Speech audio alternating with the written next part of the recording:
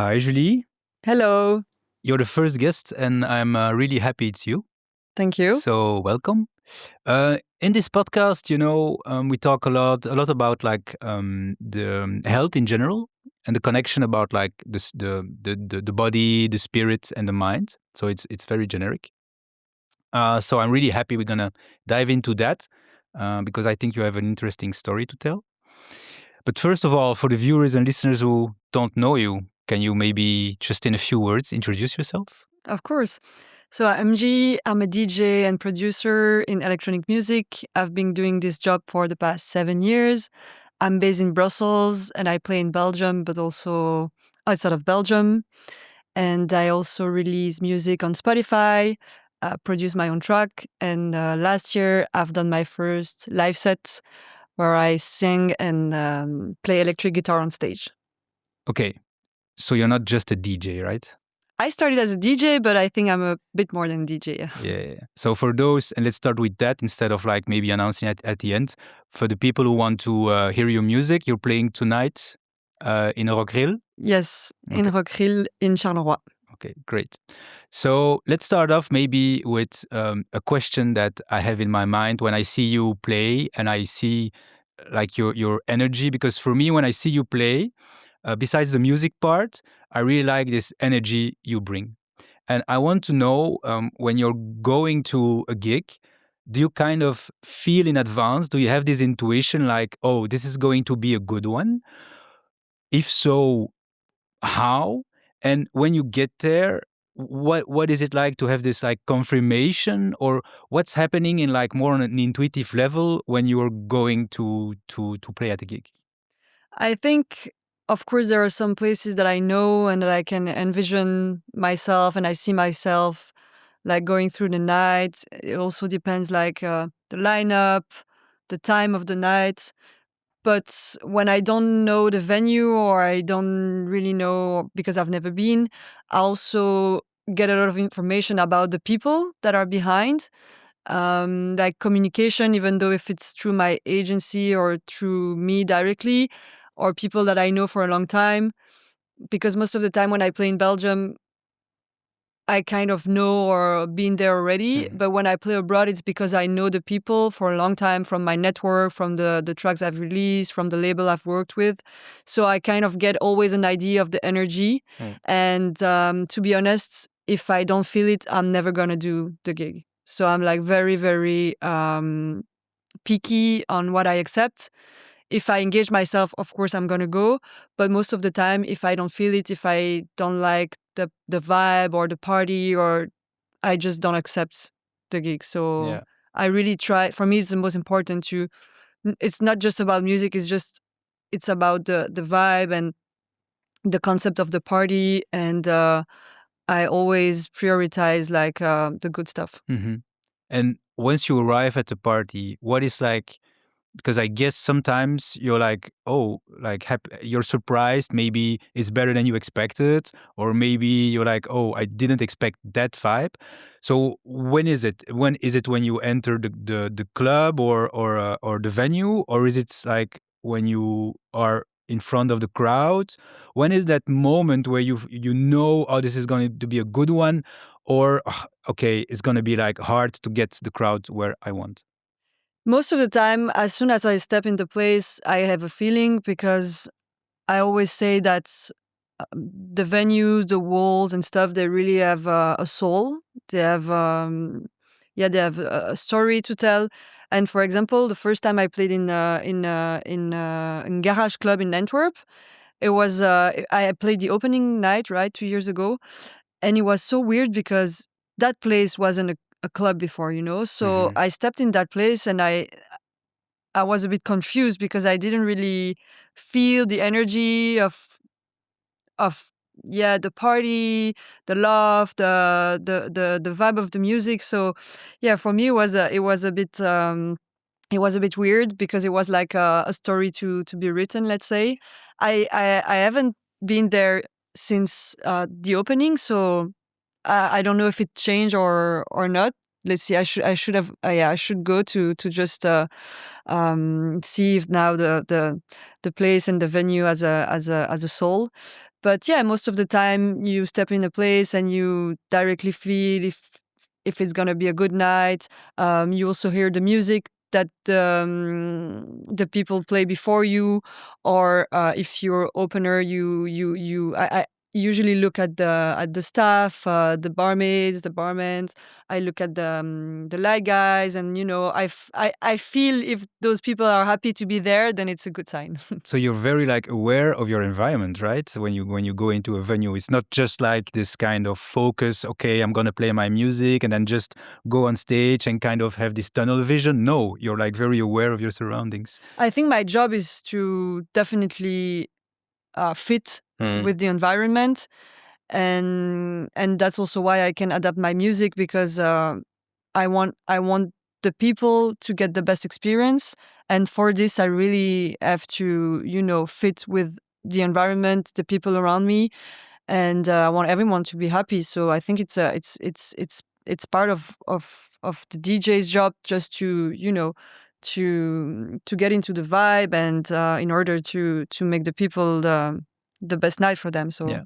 Coming back to like the places where people go dancing, I've always find it weird, especially like in the techno scene, that you go to these weirdest venues. Like I remember, I think it's in Amsterdam, there is a club who was like an old prison and things like that.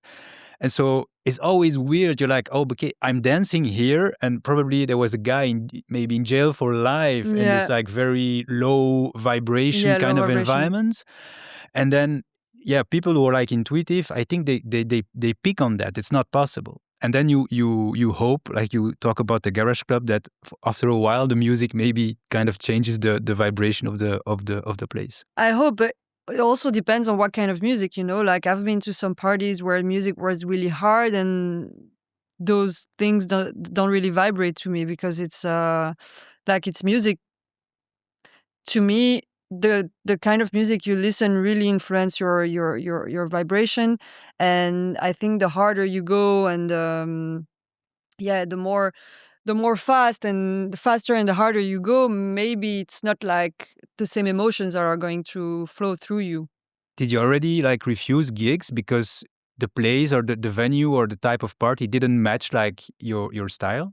Yeah, most of the time I really try to have a good combination between like visibility and the lineup. For example, if I'm on a lineup with only men, I really ask myself twice if I want to go there. If I have, friends I can go with as well, because it's really important for me to be able to have fun. And most of the time I try to go with my friends, or that's yeah, that's definitely some space where I didn't accept. And Mhm. yeah.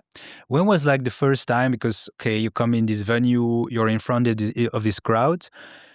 What was the feeling like the first times you were like in front of like really crowds? What was the feeling like? Do you still have this feeling with you? Do you still like remember like your first times playing?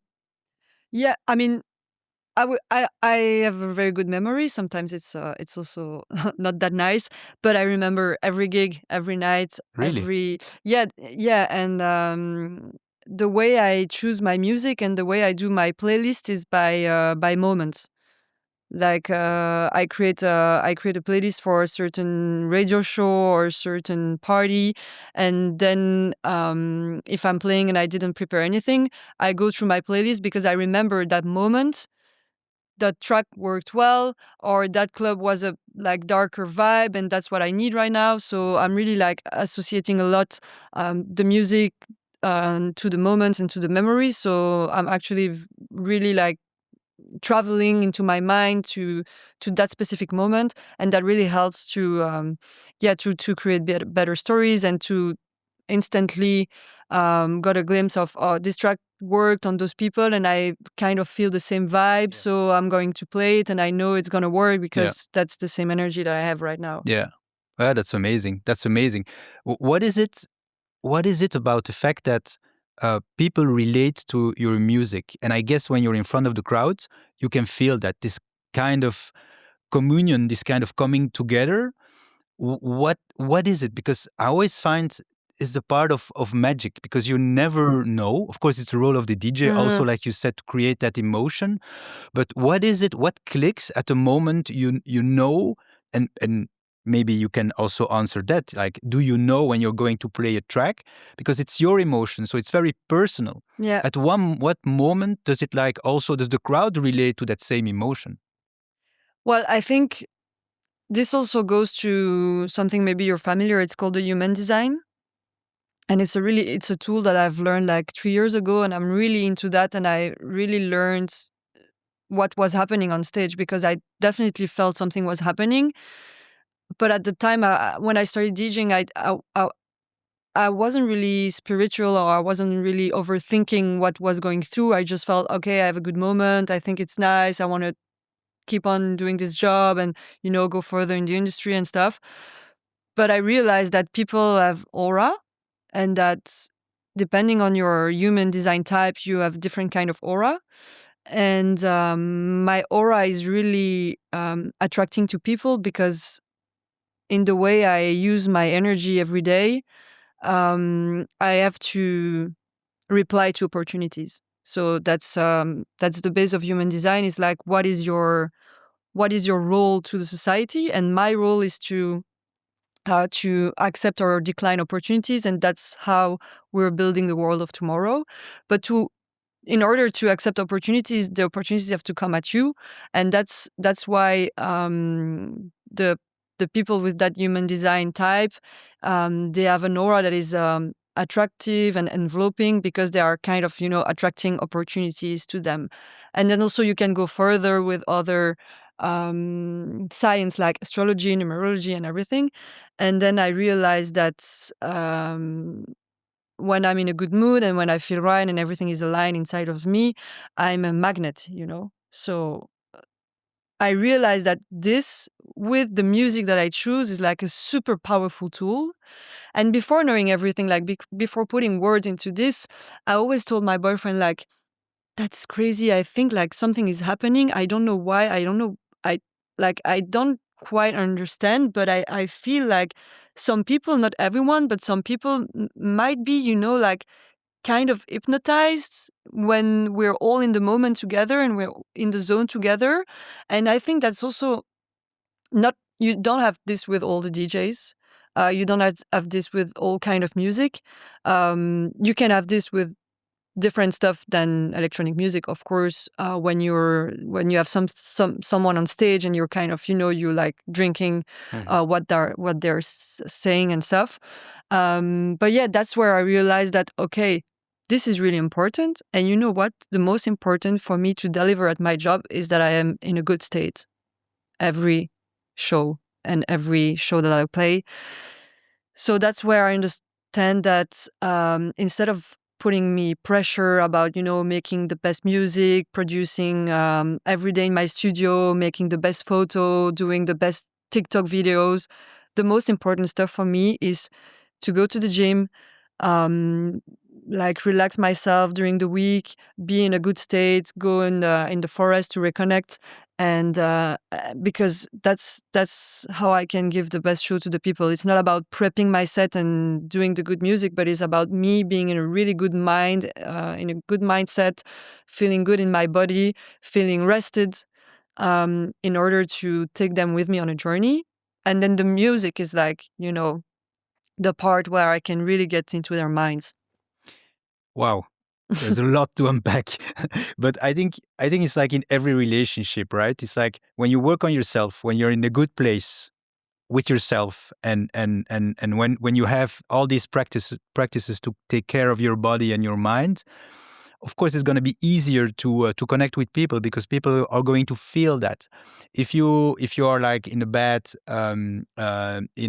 moment in your life, people are also going to feel that. And you can talk about aura, but there is also indeed all these different systems that talk about the same thing. And it's interesting because indeed human design is one of these systems that for me as well, can create this aha moment of all these things you couldn't like put words on, and somebody came up with this system. So you said it was like 3 years ago, something like Yeah. that. So how did you kind of discover like human design? So it's really strange story because I met someone, a girl, a few years ago, and we really bonded together. She really showed me a lot of stuff in the music, and we met a lot of people together. And she also talked to me about this human design chart. She did my chart. She sent me, but it's a lot of information. The first time you see this, you're like, okay, what is this? You have a lot of forms in colors, a lot of numbers, a lot of arrows in different senses on the design, and um, and then I don't know, somehow I think I we're not in the same level of the relationship, her and me, and we kind of parts way in a difficult moment, and we're not we're not in contact anymore today. And we had yeah, I think I got like rough moments after the breakup, let's say, with that friend. But I will never forget that she really showed me this, and it really stayed in my mind. And I was always like, okay, I really want to know more. But so I did research on books, internet, and at some point, I randomly ended up in a workshop in Mexico with a guy that was teaching human design, and that's where I kind of learned more about the spiritual way of human design, not just The system the itself, like, yeah, exactly. yeah. And so I also booked a one-to-one appointment with that coach, and there's so many stuff that I realized, and to me, I think that's when after the session I kind of had my spiritual awakening, and it was not that long ago. It was in December, where I was like, okay, everything that I've done in my life, now I understand why I've done it, and now I can put words into what I feel, and also why am I on Earth? What is my purpose? And how am I going to help other people? W- Before you discovered human design, was spirituality part of your interests, or were you kind of against it, or were you just not in contact with it, or how was it before you discovered human design? So I would say that the first time I traveled to Mexico, I discovered electronic music in Tulum, and I kind of, really like the vibe, and everyone is super spiritual in Tulum, but also people take a lot of drugs, so it's kind of, you are spiritual, but also you're not very healthy with yourself. So that was not my case, but I kind of, fell in love with the aesthetics of it. Mhm. So the colors, the clothes, maybe wearing hats with feathers and colorful kimono, and that was kind of part of the Tulum aesthetic spirituality. But to me, it was just a facade, Yeah, maybe. superficial. Exactly. Yeah. I think at the time I was maybe uh, 26 years old. So it was kind of my introduction to the theme. But yeah, it was very superficial, let's say. And then I don't know, some parts of my life where I kind of randomly got into a place where I did card readings or poem reading, or it wasn't really that I was thinking about doing it, but it kind of came to me. Yeah. um I also kind of went through a rough time. 3 years ago, I started to have a gut health problem, Mhm. where I could really be sick during the nights and don't really recover well. So it kind of, kind of started to stressing me out. So I also started to do a lot of yoga and more kind of sports that are really gentle to your body, and swimming, and just, okay, I'm not going to um put a lot of adrenaline in my body, but I'm just going to peace up my mind as well.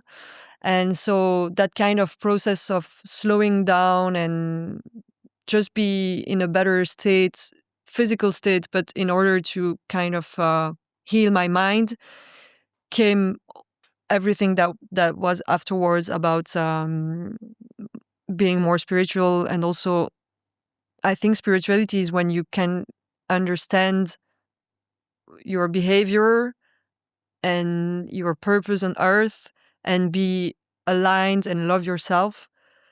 And to me, it started to really becoming important when I kind of realized that all the trauma that I had from my past, I was kind of r- replying it on my relationships, like first friends, family.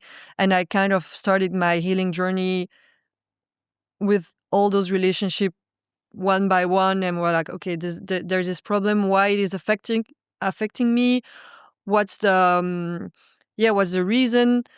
And I think it took me like I think like 3-4 years. I also got at some point some toxic people, because when I tell you like my aura is magnetic, then it's nice, but the not so nice part about it is that you attract a lot of stuff you don't want in your life. So you kind of, have toxic people, toxic energies.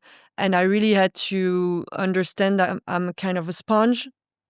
And if I don't want this bad vibration come into my energy, I have to cut, or I have Put to leave, boundaries. or Yeah. put boundaries, or not being around this kind of energy, which is sometimes hard in the nightlife, because you kind of meet a lot of people, and it's my job, and it's kind of my scene. So I really had to put some filters, and yeah, like, one subject by one subject kind of made me grow um, towards this awakening.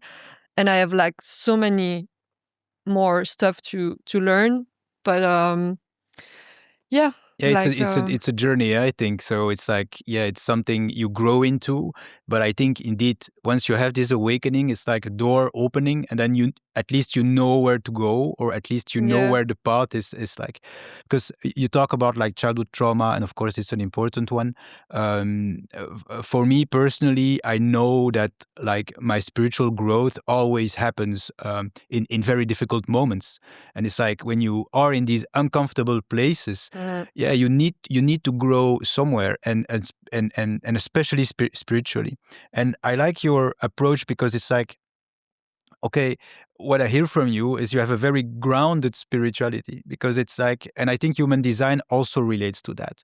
And there are types of practices that can like uh, be good for certain people, and you have to kind of choose your practices. You Mhm. talked about astrology, about card reading. There are so many paths you can go into, and you have to find kind of the one that sticks to you. And knowing you a bit, it doesn't surprise me that, because human design is kind of also like a very grounded and almost rational system, It is.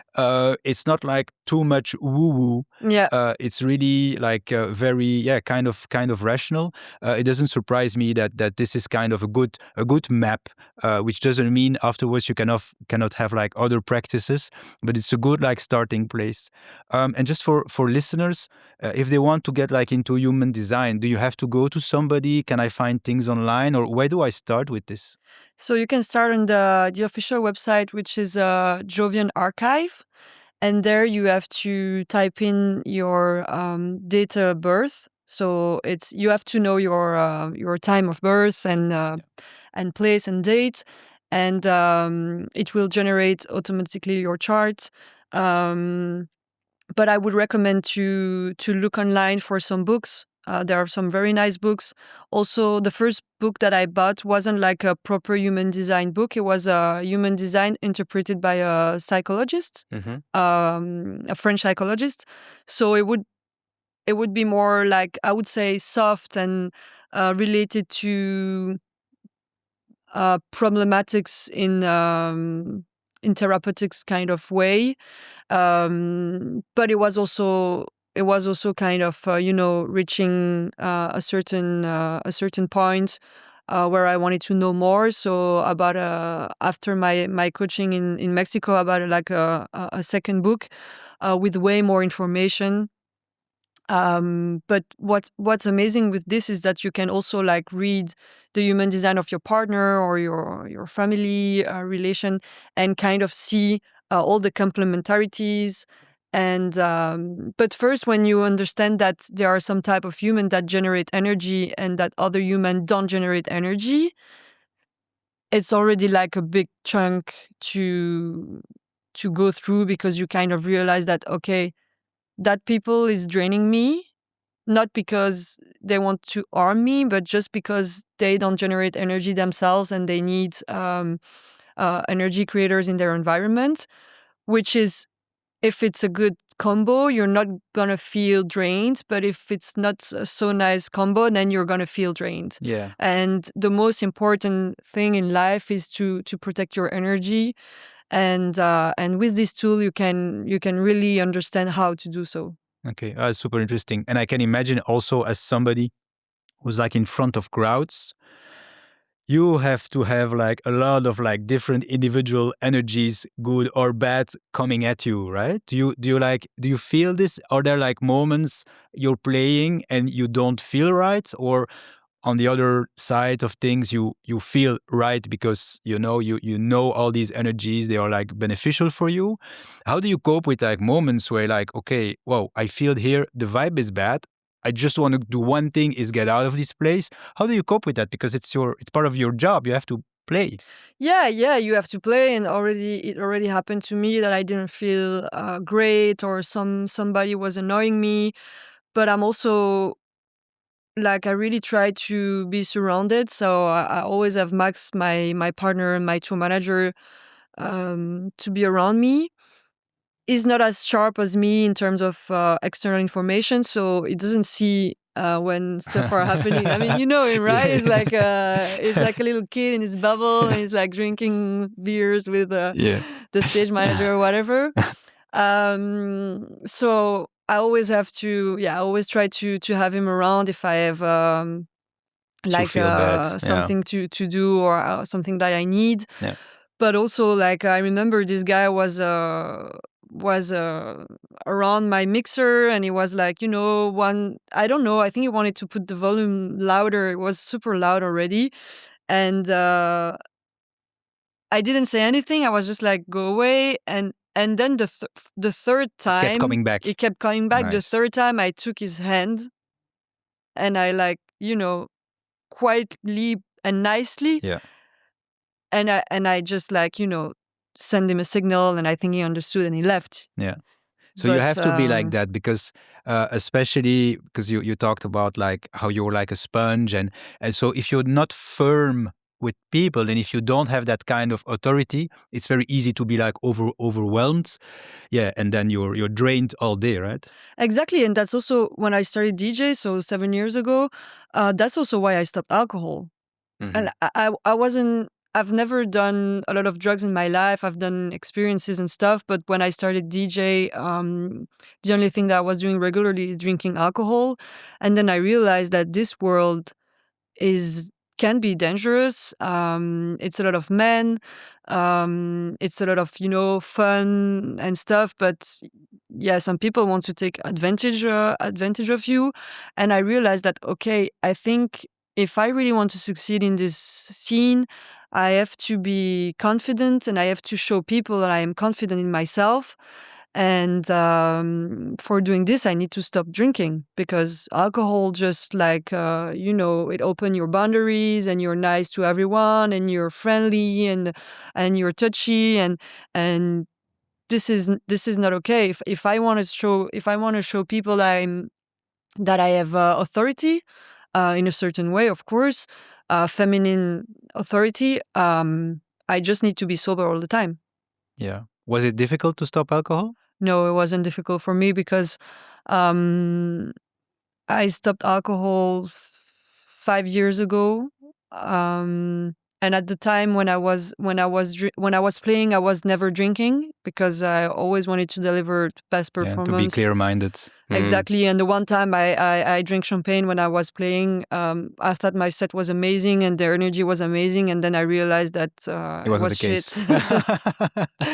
shit. Because I was late on the track and I was doing my transition really at the last moment of the track, and the transition were like super quick, and I realized, okay, that's not what I want to. I think that happens to a lot of DJ because, let's be honest, a lot of DJs are like infused with something, maybe not alcohol or something else. And I think they get the wrong idea about their set, of how they recall their set of. So, because, alcohol, some people might think it's beneficial for them in terms of as a social lubricant, because they feel more at ease and it's easier for them to talk to others, etc. But it's also very, very toxic, because at some point, but you're not the same person. So what are you also showing to others? Because this is not you. So what I also don't drink alcohol. What does alcohol represent for you? Like when you see this, because now you're sober, so you're kind of seeing everything. Yeah, I see everything, but I would lie if I didn't like alcohol at parties, because it's also a business. And if alcohols wouldn't exist, then I wouldn't have a job anymore. So it's just about honestly, I prefer people that are drugged than people that are drunk. Wow. That's my main observation. We'll have to put a disclaimer now. That's my main observation. I'm sorry, guys, but people that take drugs are way more chill, and they are in a moment, and they are kind of, the reception of the information is very different, and they kind of travel into their own minds. Whereas alcohol really it drops your attention from the music. It doesn't enhance like your musical experience No, at all. not at all. No. And I have some some friends, they drink and they don't even have a fucking clue of what music was going around. And I remember it because when I was going to parties and I was drinking, I couldn't remember about the music or the tracks or shazamming some song. Never. Yeah. I think we are now in an era where young people are drinking less and less alcohol. The alcohol sales have gone down, which is kind of a good thing. Yeah. So of course they are probably taking other stuff, but at least this because alcohol was for a long time something that's like people were like even drinking every day. That something was really ingrained in like our culture, and I think for the first time it's like a turning point where you see like people going to parties really sober and enjoying it. And then at some point the music becomes like the most important thing. Yeah. And that's finally what you want also as a DJ. You don't want everybody to be like completely fucked up and not enjoying your music. You want to be like, people getting into the music. So that's super interesting. Do you have that experience like when you go to gigs? Because a lot of DJs, I guess, are not like that. Or do you see that also in the scene, more and more people are becoming sober? What I see is that people like to have a drink before their set because they're a bit stressed. Yeah. And a lot of friends of mine who play, and a lot of DJ that I know, like bigger DJs as well, they kind of need their drink or beer just to kind of, lower the pressure. But I also think like in a way, it's okay, do what you want and do what is good for you. But then maybe it's because inside your body and your mind, there's still some work to do. Yeah. So maybe during the week you should like take care of yourself and be nice in your own space. You wouldn't need that drink anymore. I think that's super important, because of course if you don't drink, you're like in a clear-headed state of mind, and then all of a sudden you're confronted with yourself and how you really are. So there is nothing to numb you, and so I think maybe for some people it's like it's kind of difficult. But also what I think in the industry is that people, they compare you all the time with other DJs. You have to be like this. If you want to sell music, if you want to sell tickets, you should be like this. And I see artists that are putting tremendous pressure on themselves just because they're not good enough. They're not like this enough. And I know because I've been there, I've been there. I mean, at some point in my career, I had like my agent not believing in me anymore. And I was like, okay, should I be like this or should I do that? And this is what I call the lack mindset. Mm-hmm. And it's really like something that you see a lot in this scene, because people need something Mm-hmm. and they're missing something, and you feel it, like they're around you and they're like, yeah, but you're like kind of talking positive to them and like, yeah, but this, oh, and why these people have this and not me. And it's crazy, because when you realize that this lack mindset actually like really is bad for you and bad for your relationship, because when you act like this, you're not attracting opportunities, you're not attracting the good stuff, and especially you're not vibrating love. Mm-hmm. And this lack mindset is like, honestly, 9 of 10% in the industry, in people in the Really? industry, they have this lack mindset. Really? Yeah. And why is that? Because it's so difficult to make it? Or do you have the impression that even people who made it can be also like that, even if they are like So I think successful? the first reason is the money, is the financial Yeah, yeah, yeah, pressure. yeah, yeah. And that's why they lack something. And I think the second is that when they don't really have this money problem, then they have this energy problem, or tiredness. They're tired. They travel all the time. They're not really having fun anymore. Mm. This has become like a big time of their job. Mm-hmm. And that's funny, because I started to hang out with a DJ, and we were having fun on the booth, and then the year after, I kind of saw her again, and I saw in her eyes like the spark was Something gone, and she changed. was like kind of burned out, and I was like, okay. So there's a lot of yeah, different reason, I guess. But most of the time when I feel this lack mindset is people that are kind of, upset about not being where they want to be.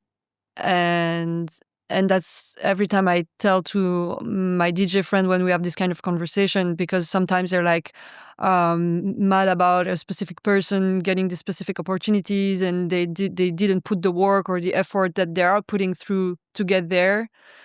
And I'm always telling them like, but everyone has a different journey, everyone has a different timing.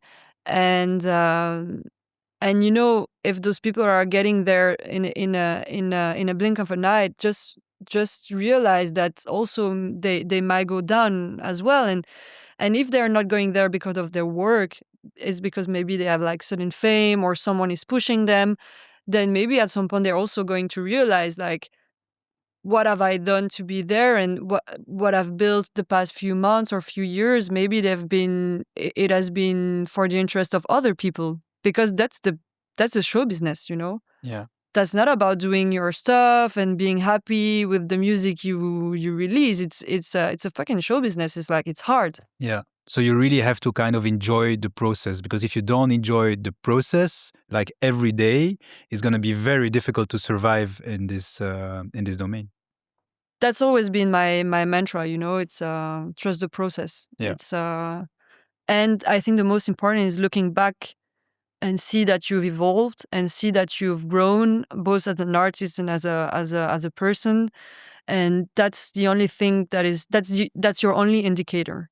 That's your own path, Mhm. because and it's really easy with all the social media and all this over-connected flow that we're in, just to receive the wrong signals about your own growth. Mhm. Yeah, and also I guess I have the impression that especially artists, yeah, you feel the need to, of course, you need to post a lot to be visible, but then, of course, they have bad days. Artists have bad days because, my God, it's really not the easiest path you can choose in life.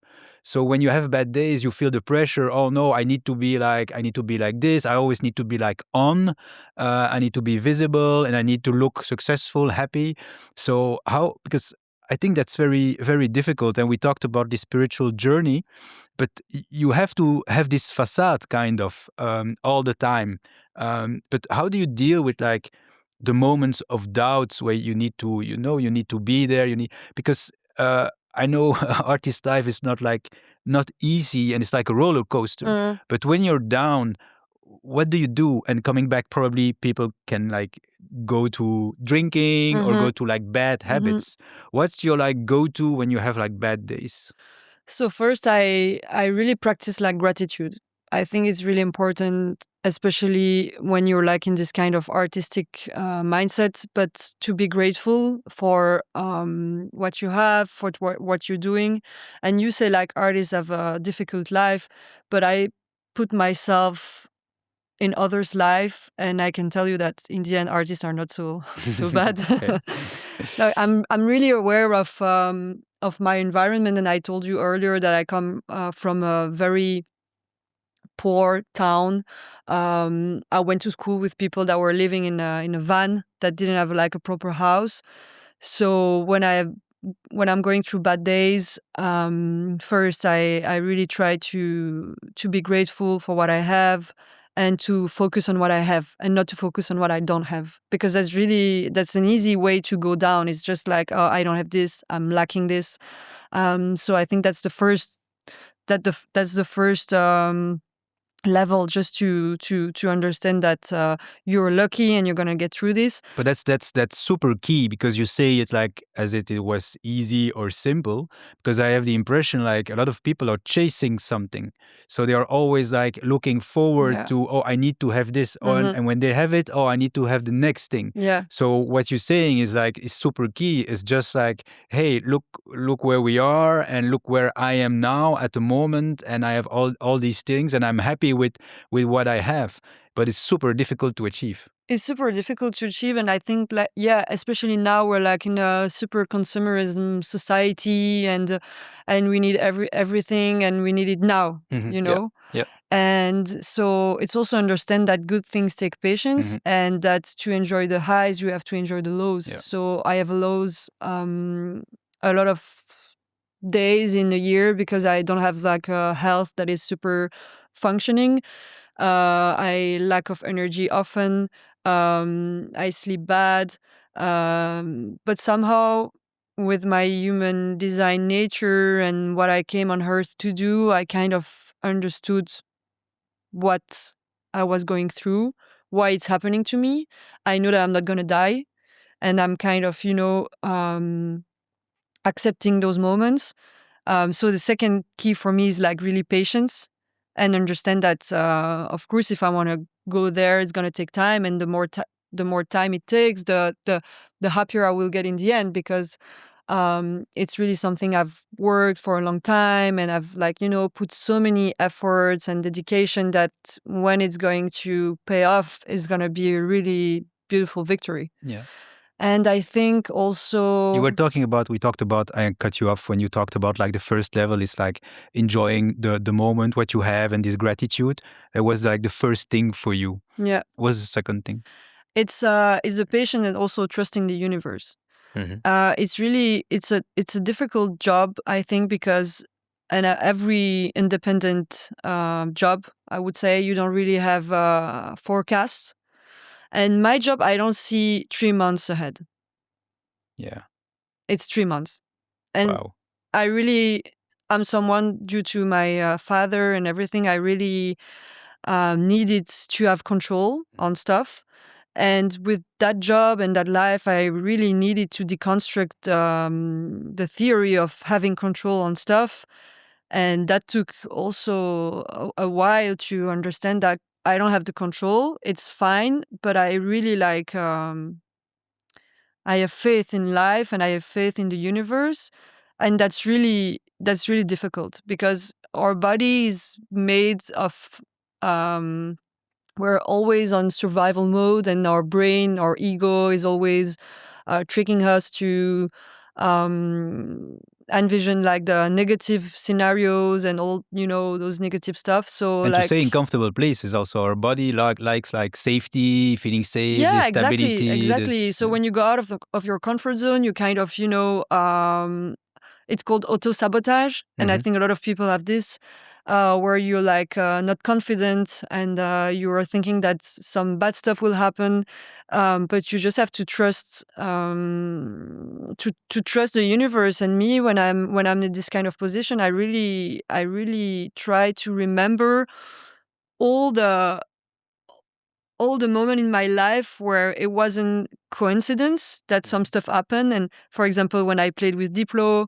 or for example, when I randomly met this lawyer a few months ago that helped me to get my visa for the United States. This is like small moments in your life that you can really like hang on, because you're like, okay, this would have never happened.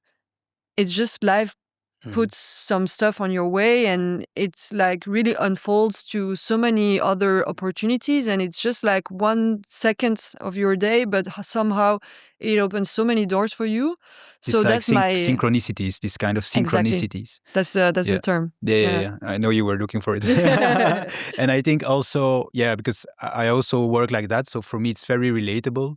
And if you hold on too tight to an idea or to something, you will not see those things. So a lot of people, they don't see those things. So you need to be open to see them. And then the more you're like in this confident state, and like you said, the more you trust that things are going to be okay, when you release this kind of pressure you put on yourself, at some point these things will happen.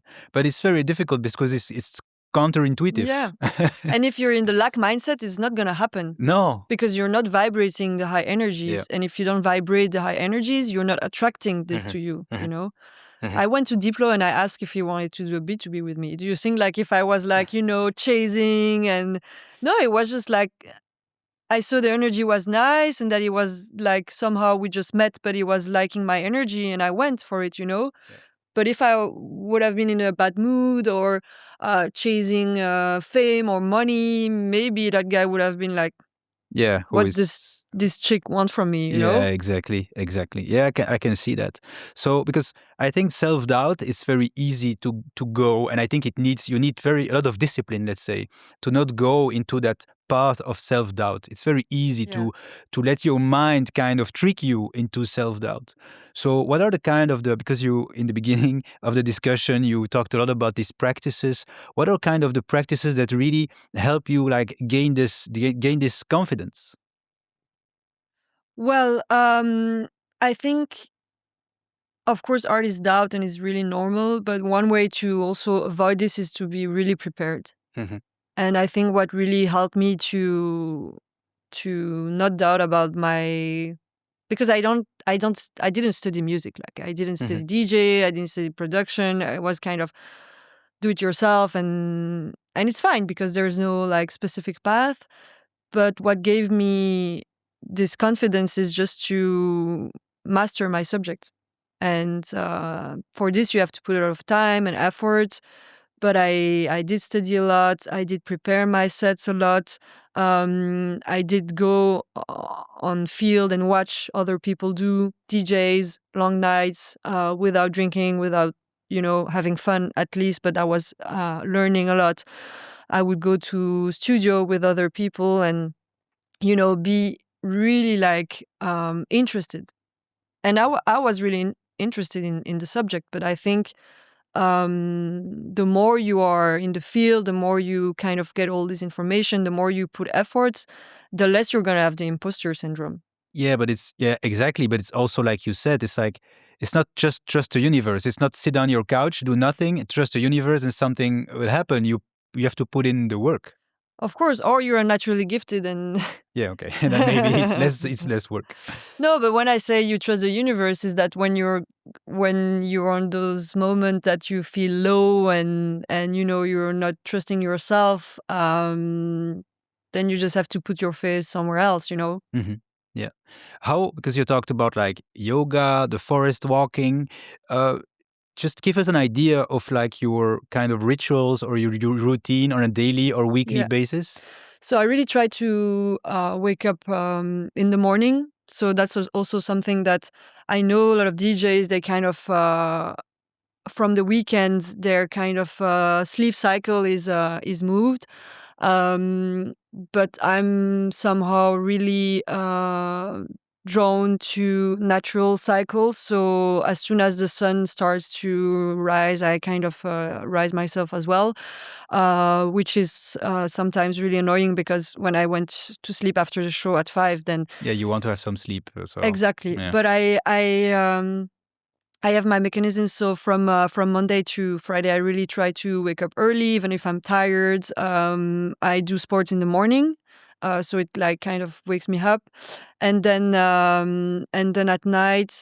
Sports, you mean like just fitness, or what do you do? So I do yoga, I do Pilates. I also do cycling, more in the forest, and I swim as Okay, well. wow, that's already a lot. Yeah, I'm going to a complex in Brussels where they have a lot of different group class and inside, outside pool. Everything in the same place, so it's Everything in the easy. same place. It's like next to the forest, and to me, it's really like a super place.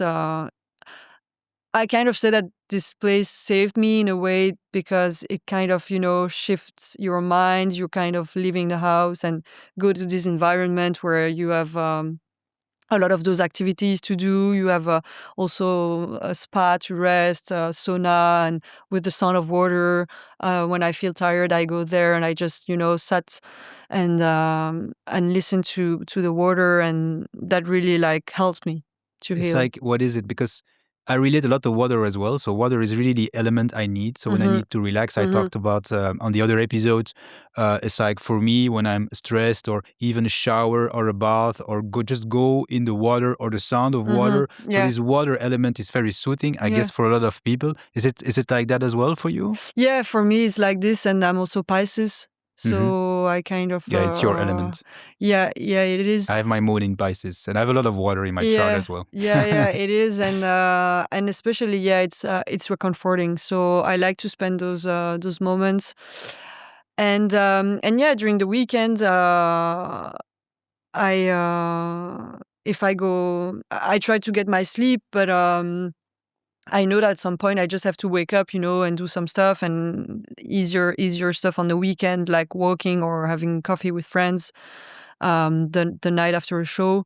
But yeah, the to me, I think the hardest stuff is just coping with the sleep, not really the pressure. I don't put myself a lot of pressure because hey, we're not saving lives, so it's okay. You can do mistakes. It's okay. I've done my biggest mistakes on stage, and it's okay. I didn't die from it. I was, of course, afraid of the judgment of others, but it's also something that I've learned, um, that I have to cope with it, and that it's totally normal. And we're human. We're not machines. So You're just more comfortable with it now. yeah, Yeah. yeah. How does that like because we talked a lot about like the spiritual aspects, etc., and like more the performing aspect, but um where does like your creativity come from? Because for me, creativity has also like a big spiritual element. Hmm. And it's something I've always admired, like seeing artists express themselves in a way that can kind of be spiritual. Where does like this creativity come from for you? Is this always something you need to express maybe in other ways before music? Hmm. And what is this kind of spiritual meaning for you in creativity? So I would say that I understood also with my design that my creativity comes in waves also from my environment. It's really Mm. important. Like I get inspired a lot from other people, and I go to parties, I go to listen to music, I go also to different kind of music concerts. I spend some time with people. This is how I kind of get my base. And I'm not someone who kind of wake up every day and have to write or create, or like I really have a routine and some specific moments where I make music, but also like every day I rehearse guitar, and that really puts me in a place where I kind of I'm in my zone and I'm making my music, and that's kind of soothing me as well. But when it comes to like pure creative outcome, um, it's not really difficult because I think every day I'm in a space where I welcome this creative coming up from the people in the environment. It kind of stays inside of me, and I'm doing also a lot of paintings, and I draw, and I like to also explore creativity in many ways, like in cooking, or also like doing some readings for my friends and kind of reading some stuff, and it immediately like clicks or do some links in my brains regarding some certain information about spiritual stuff, or I kind of analyze everything very quickly and make some conclusion.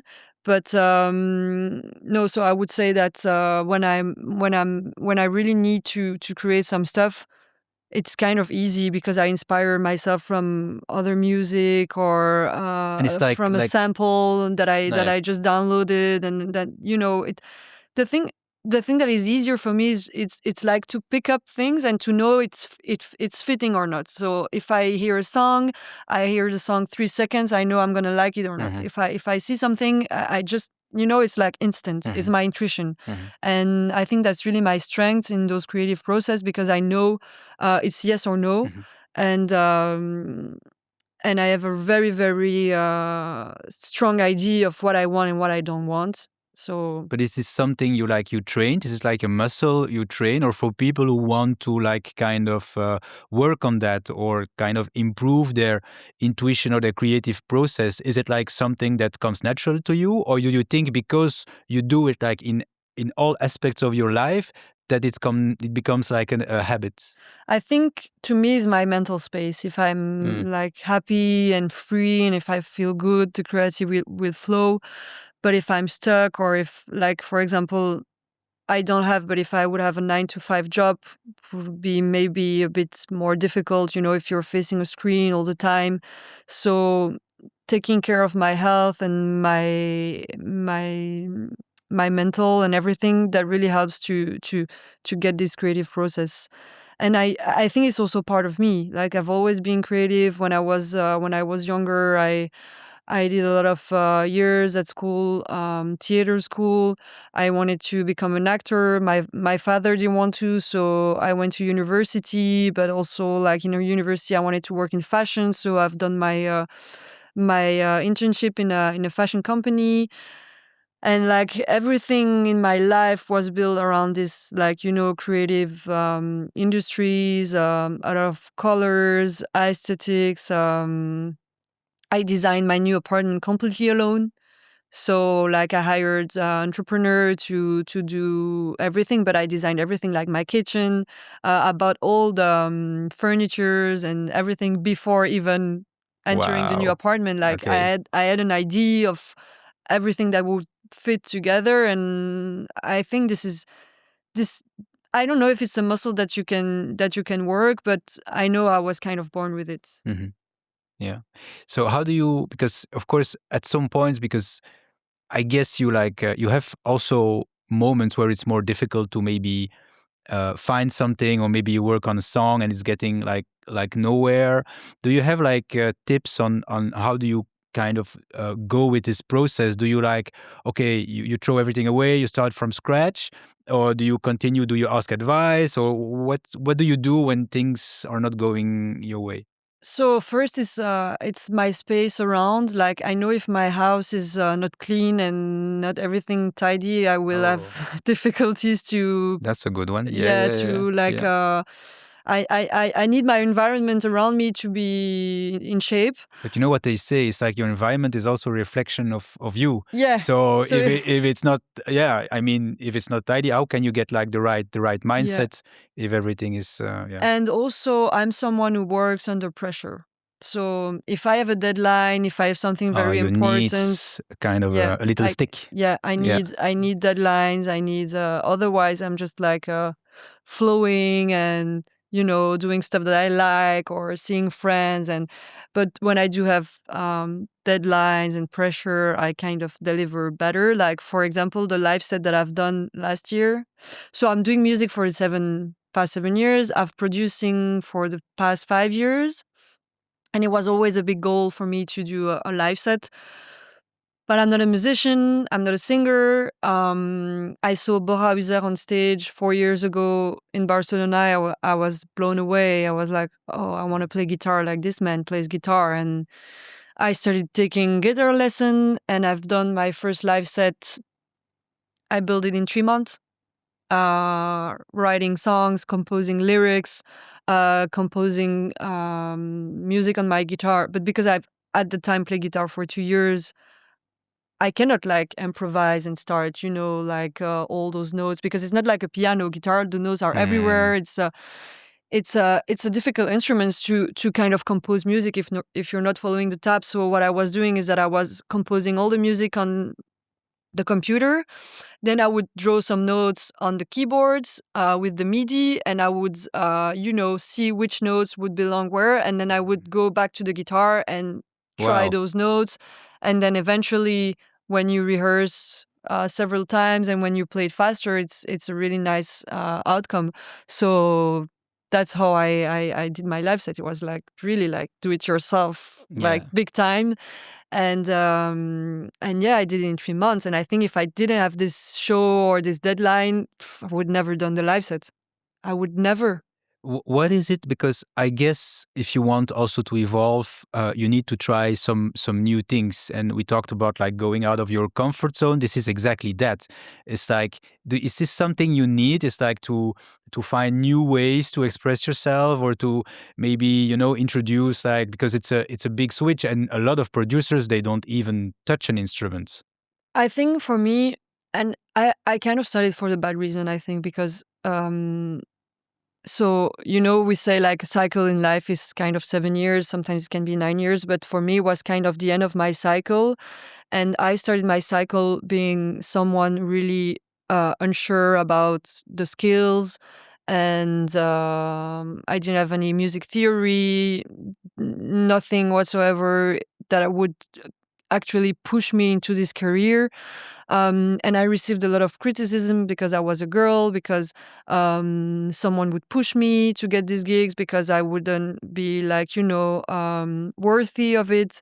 And because I also started music with my partner when I like bought Ableton and all my machines. I asked him if he wanted to do it with me, because it was also COVID, and it was like a super nice couple activity. And because my partner has always been in the picture, people would say that he's my ghost producer, and I would receive like, a lot of comments all the time. And I think I needed to prove to myself first um, that I can do it and that I can learn an instrument, and I can just not be this DJ, because as a DJ you get a lot of criticism like, oh, you're just a DJ, you don't produce music, you don't do music. The truth is that you can be anything, you can be anyone, and if you're happy with it, But I think, yeah, at some point I was also doing this to prove to myself that I was able to do it, and that with hard work and dedication you can do it. And because I already had this creativity, for me it was just like, the natural outcome. Um and when I did this live set, like something really changed. Like I was on stage, I started playing guitar, and my fingers snap, I do false notes, and I really like feel bad because, yeah, Mhm. like I've rehearsed 3 months all those same songs. But because my stress like kind of, paralyzed my fingers. So I was like, okay. And then I realized that the people, no matter what, they were like enjoying the moment. And then somehow when I decided to just let go and have fun, it was an outdoor stage and the sun started to rise, and I had like a silver pants and it was like all shiny everywhere. And that's where I realized that my old me was dying, and I was kind of rebirthing into a different shape, a different me, a different version. And the next day I woke up and it's like a veil was pulled out of my eyes, and I really felt this energy, like I know this is the right path for me, and I know from no one, nobody or nothing will ever go my way, or at least will um influence my energy in a bad way. I know some stuff are going to happen, obstacles, and that's life, but I'm not going to give credit to those obstacles. And that was kind of a new path for me, like a new, yeah. That's a great insight, and again, it's because you have the courage, and I think it requires courage to get out there, trying new things, but not only trying new things in front of like having a performance. And it's for that's why it's because you talk about these awakenings and being like in front of this crowd, and you cannot hide anywhere, and it's only you. It's not you're not in a band. It's just you. So No, everybody is yeah, like focused on you, and you're in the spotlight, and having kind of yeah, you want it, of course, to be perfect, but sometimes letting it go, letting the of perfection course, go, of gets course. you where you want. It's also because I talk too much. I have too much confidence because this happened. I started to work with an agent in the Netherlands, and she's a girl. She's amazing. And during this interview, where I was trying to seduce her and to take me in her agency, which I wasn't the one who reached before. I mean, it was like common interest. But I told her, yeah, I sing and I play guitar, and but it was just like the beginning of my learning curve in guitar, you know. And but she's seen some videos on the social where I was playing guitar, and of course, for agents in the industry, it's a really big asset to have your acts doing live shows, because you can get more money, you Yeah. can get more slots. Um, and she's like, "Oh, really?" And yeah, I'm putting together a live show. It was my goal, but I had no idea how to do it. You know, I didn't even know what would I use on stage, Mm. whatever. It was just like I'm producing, and Mhm. I can do my way over some instruments. So I was kind of emphasizing, of course, like I do all the time. And 1 month later, she calls me and she said, "Oh, I have this slot." 28th of August at Mysteryland this summer, and they have this live stage concert, and it's a live show. It's nothing, you know. And my partner was just next to me, and he was like on the phone, and he was looking at me What are you like, "What are doing? you doing?" And then I was like, "Okay, it's all good. Take the slot. I'm gonna work on the live show." And he was so scared, Yeah. and he told me, "Julie, you're crazy. You've never done that." And I'm like, "All good. We have 6 months. Challenge accepted.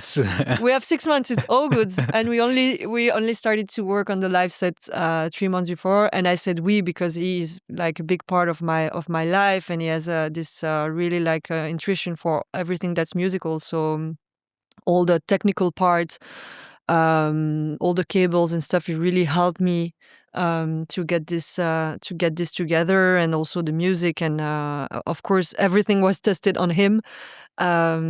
So we did it together, and it was amazing. It was a complete new experience, and with all the pressure of being on time, and yeah. So Where is this going? Do you see yourself like evolving more in that direction of like more this live sets and having or this hybrids, or where do you see like do you see yourself evolving in the coming so my years? dream is to throw a tour with all my friends on stage. Everyone's playing a different A different instrument. instrument. Yeah. Wow. And also LP Joby, she's like pushing me a lot, and it would be her on piano. It would be my sound engineer is a former bass session player. And when we go to the studio together, and he's in Budapest, he plays live bass on my music, and that's amazing. Um, then I would sing, or have another friend who sings, an American guy. But that's, you know, that's the goal for the next Yeah. 7 year cycle, A you whole know. band. That, yeah, like a whole band merging like electronic music, house, indie dance. Because the live set that I did, like, I'm really proud of all the music I put together. It's really like this, because you play electric guitar on house music, it's not that slow, but it's not that fast either. um so it was all this combination of different genre uh that made people dance, you know. And I think it was also my energy of you know, being there and smiling, and I didn't have any booth. Yeah. So Yeah. it was It like, you was know, yeah. kind of the energy flowing, but I also felt like really naked on stage, like for the first time, because for 7 years you play behind the Behind the booth booth. with Yeah. all your gear. Yeah. And then there's this one stage, you're same level as the crowd, and you're like, you know, standing there with your guitar. And I never thought about it like that. like a DJ booth, or even like being on a stage with a DJ booth, being like some kind of wall? You're protected. Wow. Yeah. I never Yeah. saw it like that. Me neither. But when I was on that stage without like, anything, "Uh-oh." I felt Yeah. like, wow, it's pure energy transfer, and it can be very it can be very hard if you're like if you're not in a good mood. It can be really That's one intimidating. difference. That's one difference. And there is also another difference, is that when you're, of course, mixing tracks that are already there, of course, you have a live experience, but it's when you play on instruments, it's still another level. It's still something like the experience It's also for the completely crowd. different. It's like very different. So I'm not saying one is better than the other, but it's another experience also when you see it. Yeah, and when I did this first live show, I was like, afterwards, I would never give credit to any other DJs, because it's like DJs that go on stage and are very stressed. I'm like, guys, you're just pushing buttons, you know. Yeah. But because I was in a position where I did where I did a concert, I would say more concert than a live show, because I've seen like artists doing live shows and they're just on their computer pressing play, you know. That's not a live show. That's just like, instead of the music coming up from the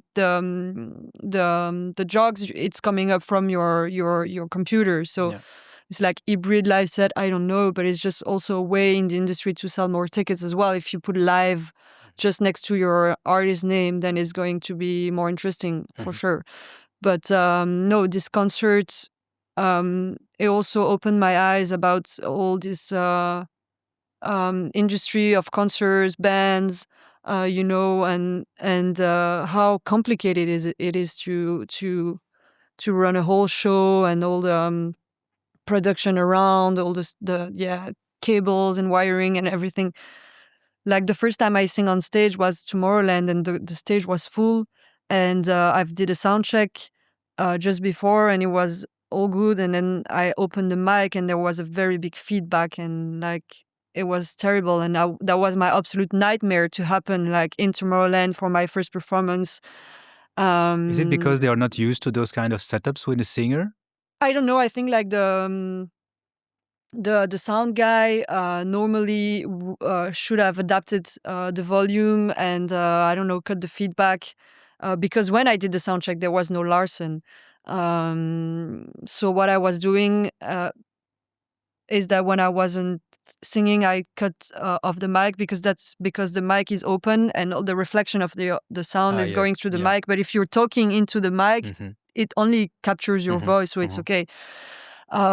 So every time I was stopping singing, I would cut the mic, but the performance was terrible, because it wasn't. I mean, it wasn't terrible. I did sing in a good way, and it was okay. But for the people, the sound dropped. Then they heard some Larson and everything. So, but it was the first time, and it was like this. And also after this, I bought some in-ears monitors, and I bought like a proper mic, like super cardioid microphone, so it cannot capture the sound around.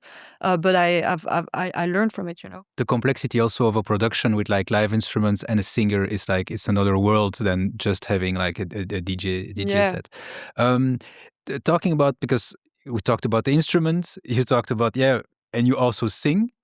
What is this? Because it's for me like one of the purest expression from oneself to use your voice, because you use your voice, you're telling something, and being confident like with your voice is also something that can be very spiritual. When did that idea come up? Like, oh, but I have a voice, I can use it, or where does that come from? I mean, because I produce house, indie music, I love to have vocals, and somehow I wouldn't find what I liked on the sample banks and stuff. But also, I was really not comfortable hearing my own voice, because as you see, I have like a very deep voice. It's not like when I sing, I go into higher octaves and everything. But somehow it's how it started. Like I was recording some random words and some phrases, and then I did a cover of this song "Lady" from Mojo, which I was very surprised because that was kind of the first time that I was singing, because I would say it would be more like slamming or rapping, like just using your voice as a talking tool. But then this track that I sang at Tomorrowland was the first time where I would like really put notes in my voice. And I think that's the next step. After or during the guitar lesson, I would definitely go to some chanting class, because I think that's how you get better. And compared to creativity, I believe like your voice is a muscle. And actually, it's crazy to think, but anyone can sing if you're kind of training your voice, and it's like it can really develop into a nice result. Yeah, I think it's important also just in daily life to be able to have like this voice that is like that is also like because you're talking about the boundaries, you're talking about it's an expression of the self also. So training your voice already, like just to have a conversation or just to Yeah. the way you talk, says a lot about you and how you stand in the world. Yeah, for sure. It's also like my throat chakra and my throat center is definitely activated, and also like linked to a healing power that I have with people, and how you communicate. And I was drawn to communicate from a very early age, and also like with all the theater class, I kind of really work into getting more comfortable on stage. And I love it. Like I love it. I love to be on stage. I love to communicate to people. I love to exchange. To me, it's just like is a way to inspire others, but also to get inspired. And yeah, I think it's a very powerful tool that Yeah. people maybe in electronic music tends to forget. Or It's just a gimmick. It's just some vocals that are maybe there, but it's not like the most important yeah, element. yeah, It's been great talking to you. I think we're gonna round up, but amazing. maybe tell everyone where they can kind of find you, your next upcoming gigs, maybe. Yeah, so March is going to be a big month for me. I'm going to the US. I have one show in New York, 8th of March, Brooklyn, Superior Ingredients. Then 13th of March, I'm playing in Rock Hill again with Eats Everything. That's your residency, right? Hockhill Yeah, in it's my Charleroi. residency. Then 27th of March, I will be at Do Not Sit, Miami. 29th, Factory Town for Elro, closing party. It's going to be a huge Wow. show. And then 11th of April, I'm back in Ampère, in Antwerp, for special nights where DJ Tennis and Hyde are going back to back all night. And I'm going to be there to support and play before their set. So Wow, some that's the great next, great gigs to look forward to. And also first festival of the season is Extrema. Okay. I'm going to play on the stage with I think it's Jimmy Jules, Back to Back Am, and also Julia Karma. And you have to be there. You like those artists. Yeah, I'll be there. I'll be there. Nice stage to be. Okay. Thank you very much for this talk. Thank you, Alan. And bye, everybody. Bye bye.